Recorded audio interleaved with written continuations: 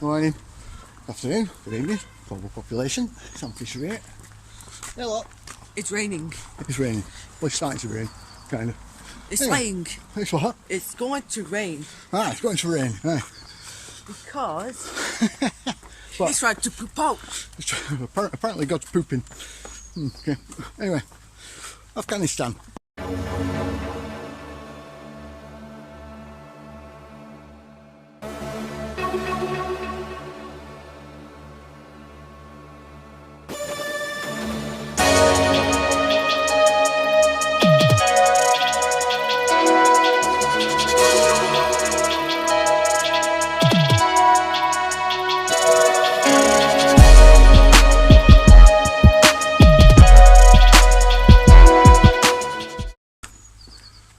Many of you now thinking, what? That's a bit of a random word, Afghanistan. No. What's that got to do with anything? Not Afghanistan. Right. Well, this is to do with... This is the first episode of the second series of Epic Explosion, Maybe Alien Tech. Maybe alien tech. And I thought, there's a change. What I'm talking about. I thought, seeing as we started the last series, talking about a war that was started to basically cover the search for this lost ancient technology. I thought we'd start the second series with another nation and another war. That being Afghanistan. Now, yes, there's several reasons why the Afghan war was started. There's the fact that it's rich in rare minerals, that it's where Osama bin Laden was supposedly hiding, all that jazz, yeah. What do you mean? Except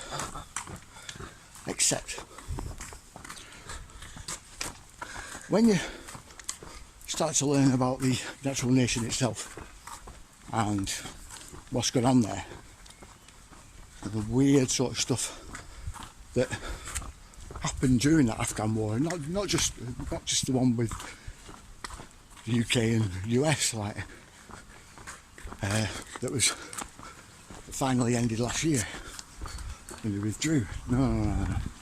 Or the Russian war that was also a failure in that area not long before, during the 80s. No.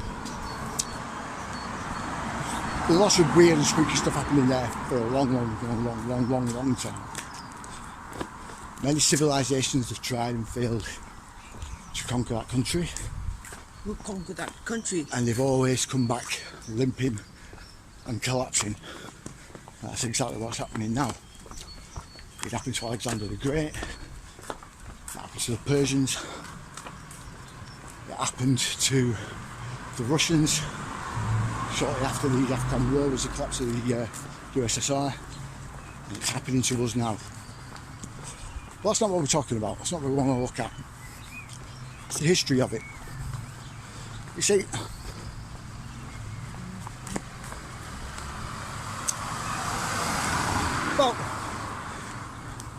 about 2,000-3,000 years ago,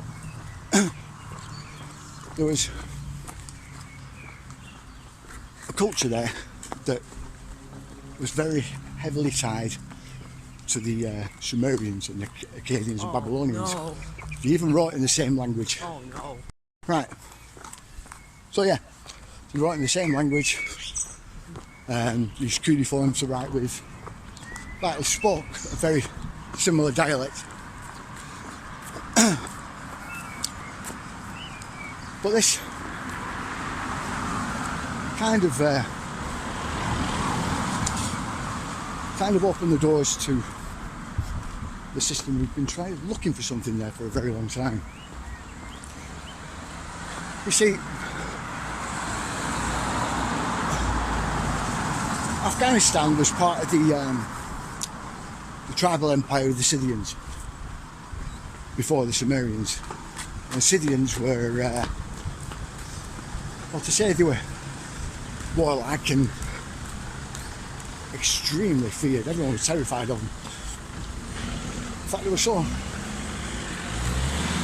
so feared that they've appeared twice in the Bible, maybe 3 times. They're that notorious. One of the few sort of civilizations that actually turn up in the Bible, like civilizations of note. The Scythians themselves are descended from Slavics. The origins of the Slavics around the Black Sea area. Funnily enough, Ukraine. Essentially, the Scythians were the Arattans. They were an offshoot of them when they spread out. After the Black Sea basin filled, the Arattans spread out across the Asian steppe, across all the various stands towards Mongolia and Siberia. Established Caucasia, which is on the border of Siberia and Mongolia. That's another site that we'll have a look at in a minute. It's incredible. But Afghanistan was one of the places where they stayed. The actual Afghan people are very closely related genetically to the Slavics still. Many of them were born with green eyes, quite Western features, not unusual for East Asian or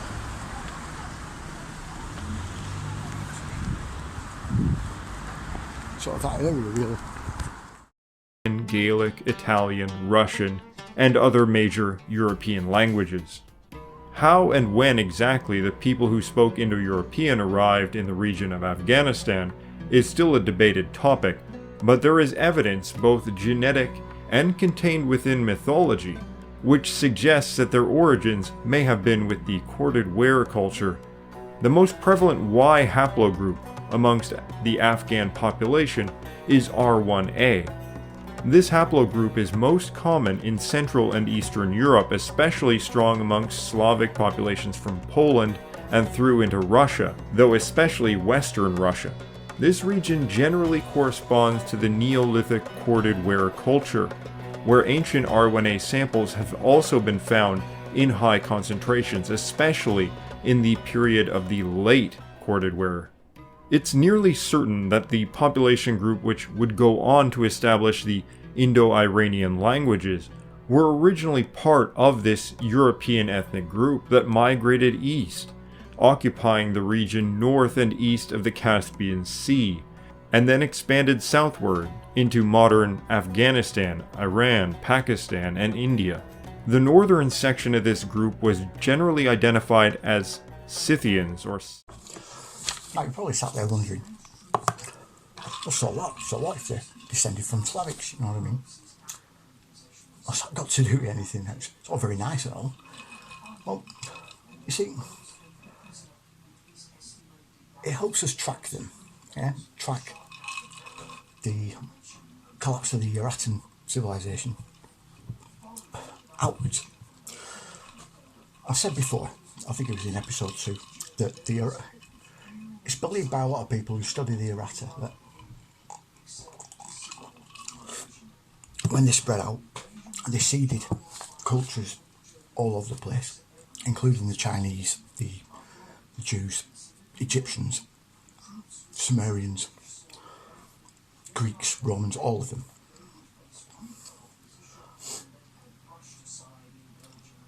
And with the Afghans having such a close genetic sort of tie to the Slavs, we know that they've reached at least that far. As I said earlier, the Scythians were basically the culmination of that migration. Along the way, they set up another civilization called the Oxus, which is quite well known around there now, which had a vast area covering again all of the various nations of the Asian steppe region. So it's all the stands like Afghanistan, Turkmenistan, Tajikistan, all that. That was eventually absorbed into the Scythian tribes as they spread out across all the way back, ironically, back to Ukraine. There are countless burial sites in northwestern Russia and southwestern Russia, close to the Black Sea area, that are Scythian burial grounds. Scythian warriors, Scythian princes, Scythian kings, or called kurgan. They found them all over Russia. The Cossacks are descendants from Scythians. When it was reported after Putin found a Scythian burial mound again in northwestern Russia, close to where the Cossacks are actually living now. There's not many of them left. And that was due to Stalin and his ethnic cleansing and blah blah. Anyway, it's beside the point. They found a Scythian burial ground full of, again, Khazars, Kurgans, all very well preserved.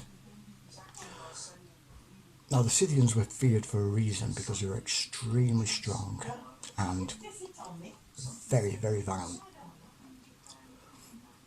in the fighting. There's tales of them walking along the Sumerian border, yeah, the border with Babylon, and just jumping over one or two of them, and going actively jumping across the border and then looking for patrols and seeing how many they could kill before they came back. And they did this constantly. This is what I mean. This is why they were so feared. They were crazy. Not just, you think Vikings were mad? No, they've got nothing on these guys, I tell you. Anyway, they had a very similar sort of social and empirical sort of structure to the Mongols. The Mongols would just invade an area, take you over, say basically you join our side and we'll leave you alone, and we'll just come back for a tribute every now and again. And they did the same sort of thing. And then eventually these turned into separate tribal kingdoms, each run by a kurgan, each with his own Khazars. Until they were eventually, they were defeated by the Greeks. I think it were the Greeks. Yeah, it was Alexander that took it over, and the Persians, the Iranians, or Iranians as they were. This is where you get Bactria and everything else. Anyway, that's beside the point. But Putin wanted to create sort of, he wanted to take the genetic material out of the Scythians that he found in this burial mound and put them into his soldiers. Yeah, he wanted to breed super soldiers out of these Scythians. And this is how they found out about the Cossacks being closely related to them, because they're the closest genetic relation to them, so it would be easier to transfer the Scythian DNA over to them. And this is what supposedly he wanted to do. How true that is, I don't know, but there was talk of the scientists that worked very closely with Richard Seed for the Wallenbergs. Actually went over to Russia to discuss all this, so it could be true. Anyway, again, why is this important? Well, once again, there's plenty of myths, legends, folk tales around the Afghanistan area. Right, if you're wondering what's happening with regards to lighting and what have you, weirdly I've had to refilm this bit, and it's the bit about the strange sort of occurrences that happen, especially around some of the more historic areas in Afghanistan, and the tales coming from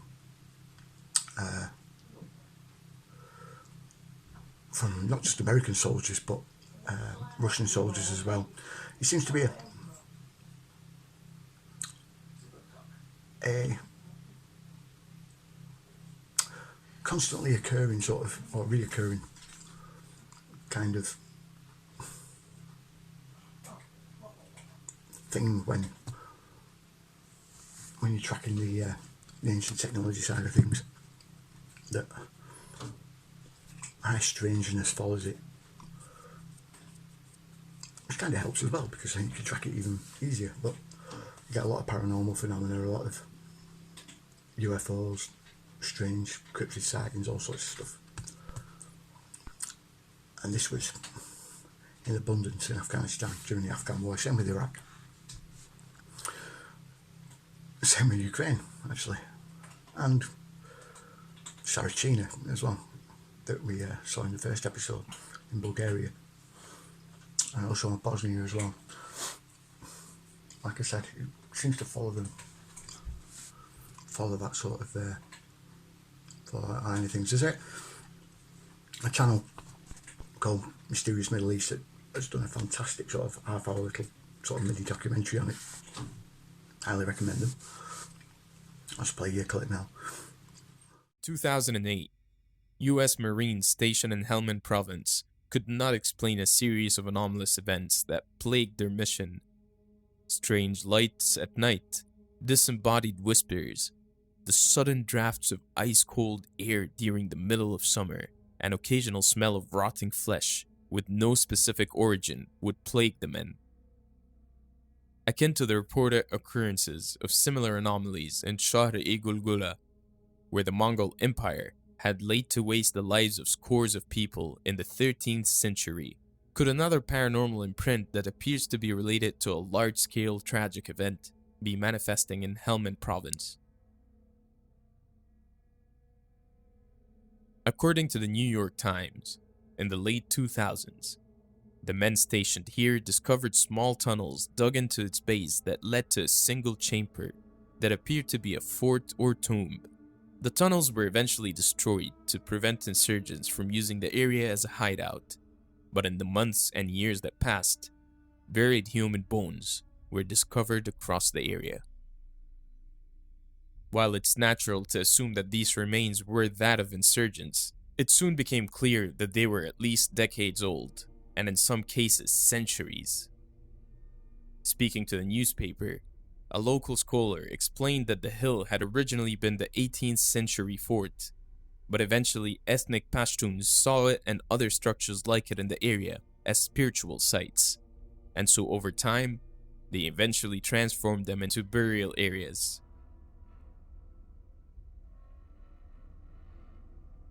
Archaeologists and historians believe that it was last likely used as a graveyard around 1980, at the start of the Soviet-Afghan conflict.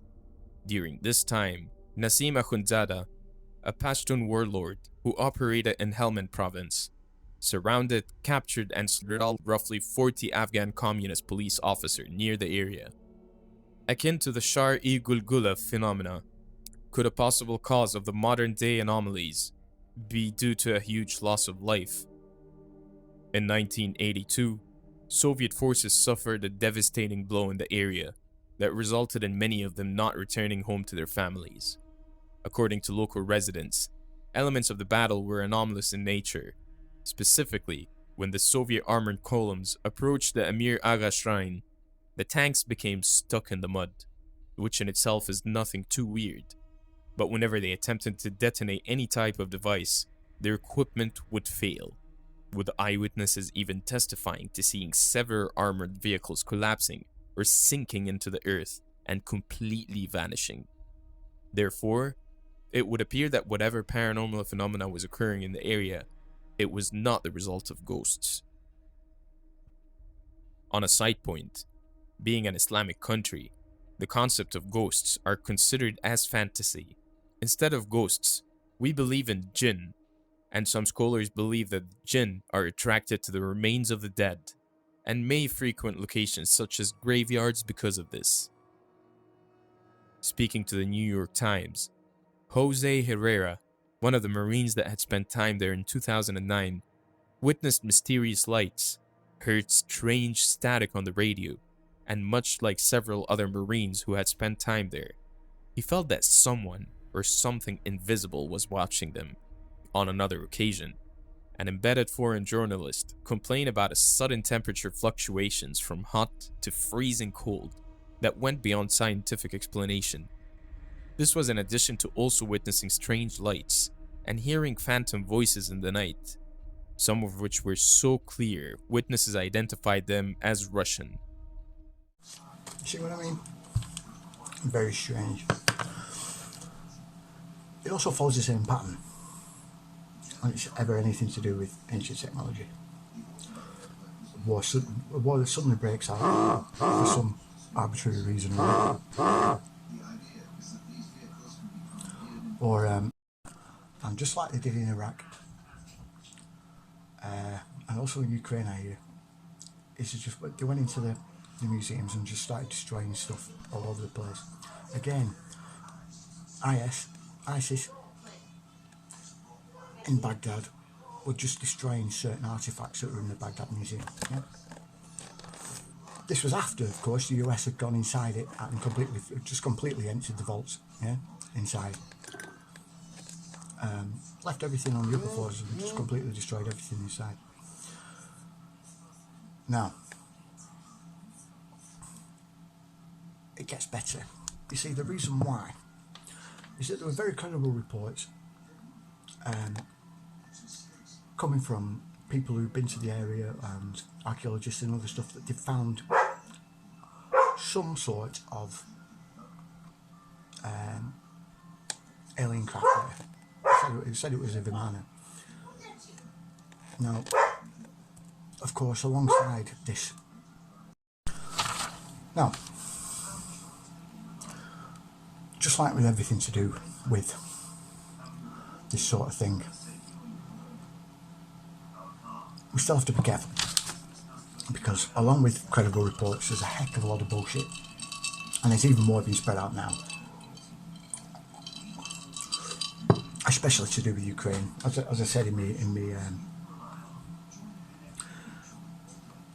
my last recap for this series, there are efforts at the moment to discredit everything I'm looking into. I firmly believe that without a shadow of a doubt. This is why you get people like Marco Salatin coming out of the woodwork talking about exactly the same things as me. Yeah? Why you get Gaia affiliated channels like, I think it's Ancient Astronauts or Ancient Origins, sorry, talking about the Black Pyramid of Ukraine, which is obviously a fucking mountain. Why you get other affiliates like Matthew Lacroix talking about the Geoft on Aratta. Thought you were an expert, pal. The Aratta weren't around when Gilgamesh was alive.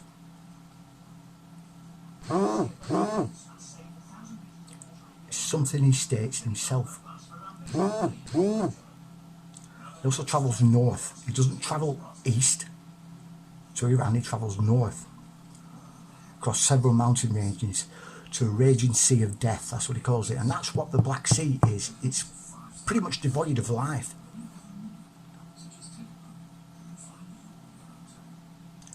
Call yourself an expert, nothing but a disinformation agent, mate. That's as far as I can tell at the minute. That's why I'm thinking.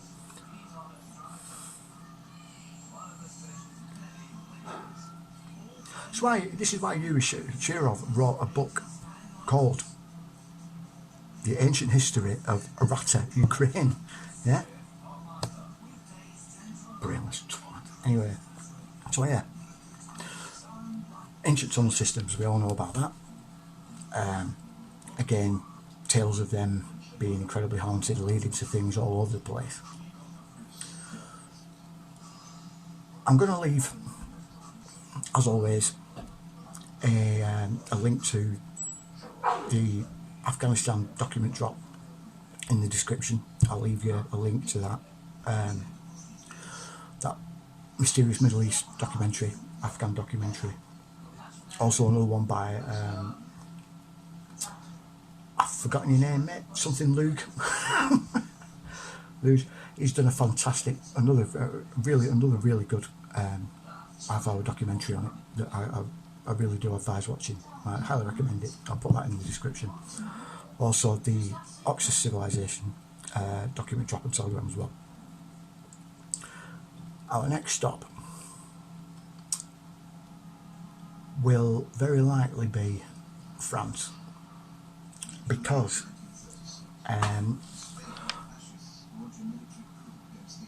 I'm doing a podcast with Paul Cook and Matthew Moore on Monday morning about the British connection. Yeah, all of this stems from Doggerland.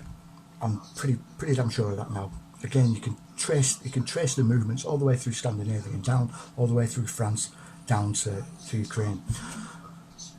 We're also going to take another look at Bosnia after that, after the episode on Doggerland, because I had some comments on my Rumble channel on my Bosnia video, and they were absolutely amazing. The guy who gave me those, spot on, mate, spot on. It's just that they were done a few months ago, and I've not been able to didn't see him until last week. So if you're watching this, pal, get in contact with me. Yeah, I've sent you an email. Get in contact with me, because we need to have a little chat about what you said and what you've seen. Because if what you said is from before 20,000 years ago, it could be a missing piece of the puzzle that I've been looking for to explain. Well, to basically confirm that the movement through France and downwards through the European continent towards Aratta was actually coming from that way and not just from Scandinavia, because it gets as far as Italy and then stops, yeah, and Aratta just appears, and it's infuriating.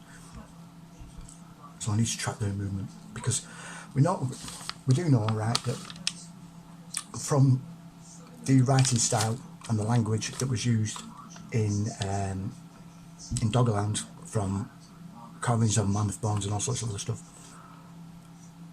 we found exactly the same writing and technique and writing style in Ukraine, just outside of Sevastopol, which means they're linked. They're linked. And this can only be from 50,000 years ago, which is when the English Channel began to flood, yeah? When the biggest migration began, and 20,000 years ago when they sprang up in the Black Sea Basin. Things looking up, folks. Anyway, like, share, subscribe, you know the drill.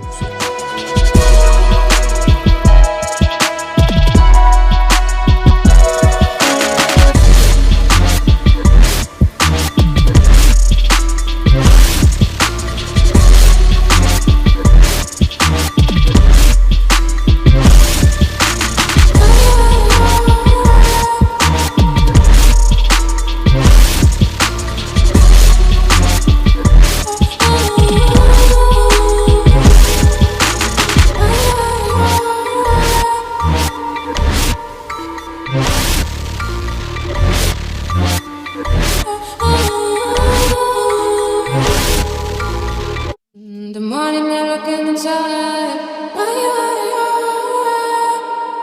relax your mind.